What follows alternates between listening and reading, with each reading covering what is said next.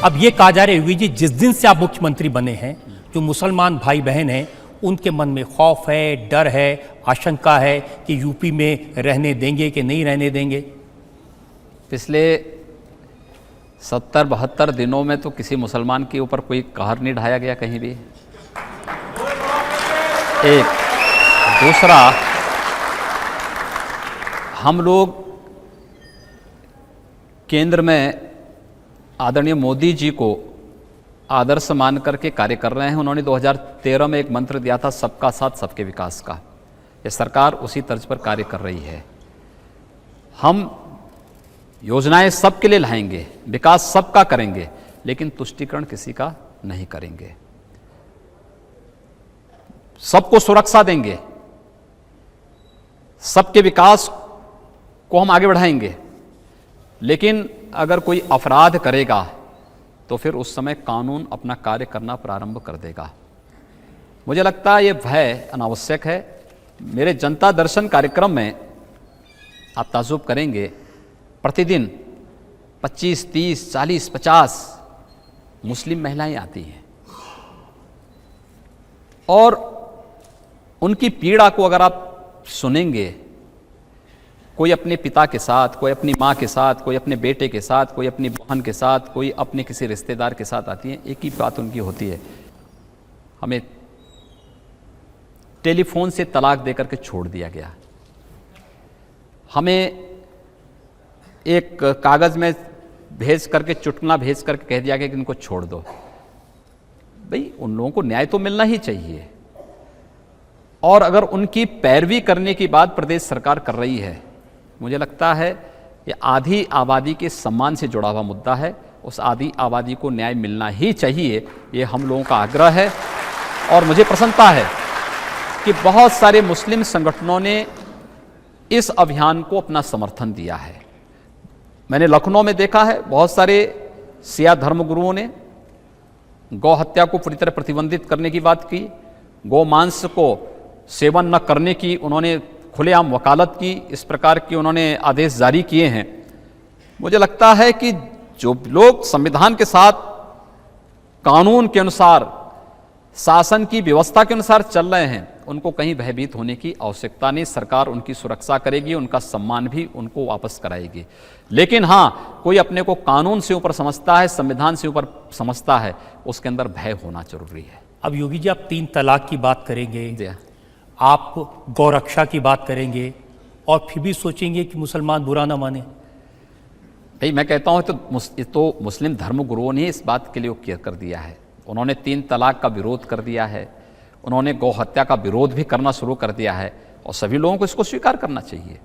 मुझे लगता है सब स्वीकार करेंगे, एक सौहार्द की स्थापना होगी। हमें प्रयास करना चाहिए कि सौहार्द कहीं बिगड़ने न पाए।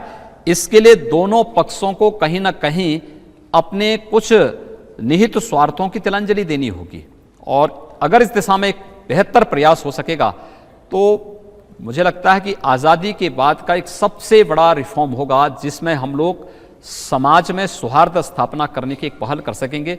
मुझे प्रसन्नता है कि बहुत सारे मुस्लिम धर्मगुरुओं ने इस पहल में आगे आकर के सहयोग किया है। देखिए, मैं आपको साफ साफ पूछ लेता हूँ, उत्तर प्रदेश में जिस तरह से बूचड़खाने बंद किए गए, मुस्लिम समुदाय में बहुत सारे ऐसे लोग हैं, कारोबारी हैं, जिनको लगता है कि मुस्लिम समुदाय की आर्थिक कमर तोड़ने के लिए ये काम किया जा रहा है। देखिए, उत्तर प्रदेश सरकार ने कोई आदेश जारी नहीं किया है। एनजीटी और सुप्रीम कोर्ट ने इस संबंध में पहले से ही कुछ आदेश जारी किए थे, कुछ डायरेक्शन जारी किए थे। हम लोगों ने तो प्रशासन से कहा कि भाई देखो, ये जो आदेश हैं आप इसको लागू करवाइए। कुछ लोग आनाकानी करने का प्रयास कर रहे थे, हमने कहा भी कुछ नहीं, अगर न्यायालय ने कह दिया है तो इसमें फिर इफ वर्ड का प्रश्न ही नहीं उठता। आप इसको लागू करिए। 24 घंटे के अंदर सब कुछ लागू हुआ। मेरे पास तमाम लोग आए थे, इस पेशे से जुड़े हुए लोग आए थे, उसमें दोनों प्रकार के लोग थे। लोगों ने कहा साहब, मैंने कहा यार बताओ कि आखिर हमारा आदेश कहाँ पे है। ये तो एनजीटी और सुप्रीम कोर्ट ने कहा है, सुप्रीम कोर्ट के आदेश का हम पालन कर रहे हैं। अगर हम पालन न करें तो हमारे सारे अधिकारी जेल चले जाएंगे। तो क्या हम अधिकारियों को जेल भिजवाएं अपना? हम अधिकारियों को जेल नहीं जाने देंगे, लेकिन कानून के अनुसार प्रदेश को चलाएंगे भी। अब पिछली सरकार भी तो चुपचाप बैठी थी इस कानून के ऊपर। पिछली सरकार में इस सरकार में यही अंतर है कि पिछली सरकार में प्रशासन अधिकारी, chief secretary, principal secretary, director, special secretary को घंटों कोर्ट में खड़ा होना पड़ता था, अपमानित होना पड़ता था। इस सरकार में ऐसी कोई नौबत नहीं आई है और आगे भी नहीं आएगी, कतई नहीं आने देंगे हम लोग इस प्रकार की नौबत। न्यायालय का कोई आदेश है, न्यायालय का सम्मान होगा, लेकिन अनावश्यक रूप से हमारे अधिकारी कोर्ट के कटघरे में खड़े होने के लिए नहीं जाएंगे। लेकिन ये आपकी जो रेपुटेशन है सिर्फ यहाँ नहीं है, अमेरिका तक, न्यूयॉर्क टाइम्स में खबर छपी, हफिंगटन पोस्ट है उसमें खबर छपी। उन्होंने लिखा कि योगी आदित्यनाथ का मुख्यमंत्री बनने का मतलब है भारतीय जनता पार्टी हिंदू वोट का कंसोलिडेशन करना चाहती है। मैं नहीं समझ पा रहा हूं कि हिंदू तो दुनिया का सबसे उदार मनुष्य है। दुनिया के अंदर कोई ऐसा व्यक्तित्व बताइए कि जिसने इतनी उदारता के साथ दुनिया के किसी मत, किसी मजहब या किसी सेक्ट को अपने यहां सम्मान दिया हो, फलने फूलने का अवसर दिया हो। फिर हिंदू से इतनी चिढ़ क्यों?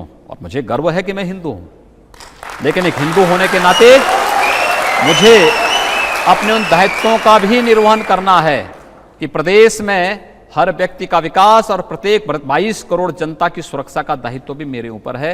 मुझे ये करना है। हमारा मंत्रिपरिषद और इस मंत्रिमंडल से जुड़ा प्रत्येक सदस्य उसके लिए पूरी तरह प्रतिबद्ध होकर के कार्य करेगा। उन्होंने आपके पुराने बयानों का जिक्र किया है। उन्होंने लिखा है कि आपने कहा था अगर वो एक हिंदू लड़की को उठाएंगे तो हम 100 मुसलमान लड़कियों को उठाएंगे, अगर वो एक हिंदू को मारेंगे तो हम 100 मुसलमानों को मारेंगे। एक कंडीशनल बयान थे और कंडीशनल बयान इस बात को लेकर के, वो तो मैं आज भी कह रहा हूं कि अगर कोई अपराधी किसी निर्दोष व्यापारी को मारेगा, किसी राह चलती हुई बहन और बेटी की इज्जत के साथ खिलवाड़ करेगा, तो फिर उसके खानदान को तय करना होगा कि उसको इस धरती पर रहना है कि नहीं रहना है। तो हम तब भी तय करेंगे और हम इस प्रकार की अराजकता प्रदेश के अंदर नहीं फैलने देंगे, क्योंकि अराजकता के लिए प्रदेश में कोई जगह नहीं होगी। हमने चेतावनी देख करके बहुत कर लिया है, अब आगे एक्शन की तैयारी हो रही है। बृहद स्तर पर कार्रवाई होगी। गुंडे अपराधी या तो जेल के अंदर होंगे या प्रदेश से बाहर होंगे या अन्यत्र कहीं होंगे, लेकिन हम लोग उनको सड़कों पर खुलेआम अराजकता और जंगल राज की स्थिति पैदा करने की छूट नहीं देंगे। ये बयान पिछले बयानों के ही साथ जुड़े हुए बयान है। योगी जी, आपके बहुत सारे लेख हैं जो उद्धृत किए गए हैं। अब एक का टाइटल है खतरे में हिंदू, दूसरे का टाइटल है सावधान ये इस्लामी आतंक है, आतंक का गढ़ आजमगढ़, और फिर लिखा है कि लातों के भूत बातों से नहीं मानते। ये सब कहीं ना कहीं भाई, ये तो एक तो पाकिस्तान से जुड़ा होगा। हाँ, लातों के जुड़ा है। पाकिस्तान के बारे में क्या बोलूं। आजमगढ़ की स्थिति आपने देखा होगा कि 2008 में मुझ पर स्वयं वहां हमला हुआ था और हमले की पूरी जानकारी तत्कालीन प्रशासन को थी। पूरे रिकॉर्ड उनके पास हैं कि हमला कहां से संचालित हो रहा है, कौन लोग मुझ पर कहां हमला करने वाले हैं। यानी अगर मुझे आजमगढ़ के पहले मेरे एक कार्यकर्ता के द्वारा हल्की सूचना नहीं दी गई होती कि देखिए आगे कुछ होने जा रहा है, हमें इस बात की आशंका है, क्योंकि इसमें कुछ एकाध पुलिस वालों के नाम भी सामने आए थे, तो मुझे लगता है कि मैं इस धरती पे ही नहीं रहता। मैंने अपनी गाड़ी ही बदल दी और मैंने उसमें अपने 2-3 सतर्क कार्यकर्ताओं को रखा कि भाई देखो हमला होगा, गाड़ी की चिंता मत करना, तुम लोग पहले निकल करके बाहर भागना। 11वें नंबर गाड़ी में मैं था। मैं अपनी गाड़ी गेस्ट हाउस में लेकर 3रे नंबर पर मैं चला गया। बाकी मैंने सब कुछ ऐसे रहने दिया। 10, 11 और 12 इन 3 गाड़ियों को निशाना बना करके इतनी उसके साथ उनको बिल्कुल वो कर दिया गया था। तो कार्यकर्ताओं को पहले से सावधान कर दिया गया था, तुरंत निकल करके बाहर हो गए, बचाव कर लिया उन्होंने। ये जो स्थितियां थी, देश एक समय, आपको लगता नहीं कि देश के अंदर जितनी भी आतंकी घटनाएं घटित होती थी उन सब के सूत्र कहीं ना कहीं आजमगढ़ से जुड़ते जा रहे थे। रोका गया, रोकेंगे। हम प्रदेश के अंदर कहीं भी ऐसी स्थिति नहीं आने देंगे। और अगर कोई इस प्रकार की घटनाओं को, जो समाज विरोधी हो, जो राष्ट्र विरोधी हो, इस घटनाओं को अंजाम देने का प्रयास करेगा, प्रश्रय देगा, तो सख्ती के साथ ऐसे तत्वों को कुचलने का कार्य भी हम लोग करेंगे। इसमें किसी प्रकार का हम लोगों को कोई संकोच नहीं होगा। देखिए, मैं आपको याद दिलाता हूं आपने क्या लिखा था। आपने लिखा, आज आजमगढ़ इस्लामी आतंकवाद का गढ़ बन गया है। देश दुनिया में आतंकवाद की कोई घटना, इसके सूत्र प्रत्यक्ष अप्रत्यक्ष रूप से आजमगढ़ से जुड़े होते हैं। न हो यह असंभव है। ये आतंक इस्लाम के नाम पर है, इसलिए ये इस्लामी आतंकवाद है। ये तो दुनिया कह रही है, ये मैं थोड़े कह रहा हूँ। दुनिया इस बात को स्वीकार कर रही है और मुझे प्रसन्नता है कि आजमगढ़ ने काफ़ी सुधार किया। अन्यथा हर मामले में बटला हाउस कांड आजमगढ़ से जुड़ता था। देश के अंदर कहीं कोई घटना विस्फोट होता था, उसमें सूत्र वहाँ से जुड़ते थे और उसी में तमाम इस देश के सेकुलरिस्ट वहाँ जाकर के ऐसे तत्वों को प्रश्रय भी देते थे। तो ये जो स्थितियाँ थीं, देखिए, आखिर रावण को मारने के लिए भगवान राम को धनुष बाण उठाना ही पड़ा है और कंस को मारने के लिए कृष्ण को सुदर्शन उठाना ही पड़ा। अगर शांति से ही सारी चीजें हो जाती, ये मैं भी जानता हूं कि मैं चेतावनी दे रहा हूं, तब भी बहुत सारे अपराधी ऐसे होंगे जो सुधरेंगे नहीं।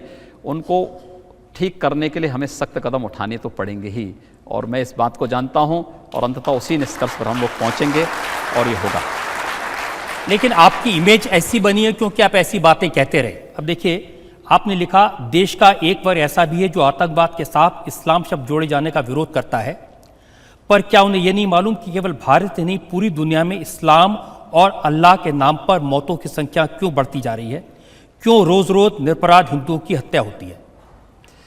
आप चले जाइए ना, अफगानिस्तान से लेकर के सूडान तक और पूरे उस क्षेत्र को आप देख लीजिए, ISIS के नाम पे क्या हो रहा है। क्यों नहीं उसको कंडेम किया जाता है? क्यों इस प्रकार की स्थितियों को इस देश के अंदर और पूरी दुनिया के मौलवी इसके खिलाफ एक फतवा जारी करके लोगों को इसके प्रति जागरूक करते हैं? मुझे लगता है जिस दिन जागरूक कर देंगे, एक बड़ी आबादी तबाह होने से बच जाएगी। जो लोग ये मानते हैं कि हम दुनिया को नष्ट करके स्वयं जीवित रह पाएंगे, उनकी गलतफहमी है। दुनिया को ख़त्म नहीं कर पाएंगे, स्वयं खत्म हो जाएंगे।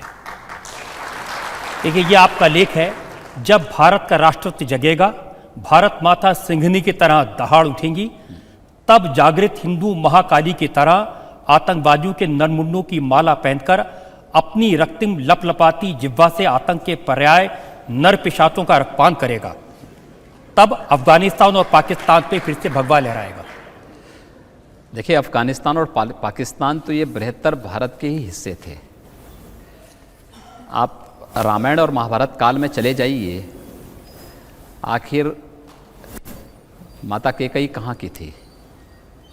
आप चले जाइए, गांधारी कहाँ की थी? आखिर वो क्षेत्र तो ठीक है, परिस्थितियाँ बदली, इतिहास ने एक ऐसा तांडव किया कि वे क्षेत्र भारत से अलग होते गए, अलग हुए। लेकिन क्या ये सच नहीं कि बृहत्तर भारत का हिस्सा अफगानिस्तान भी था, पाकिस्तान भी था, वर्तमान का बांग्लादेश भी है, और अन्य तमाम जो आसपास के भूभाग हैं, सब बृहत्तर भारत के हिस्से हुआ करते थे।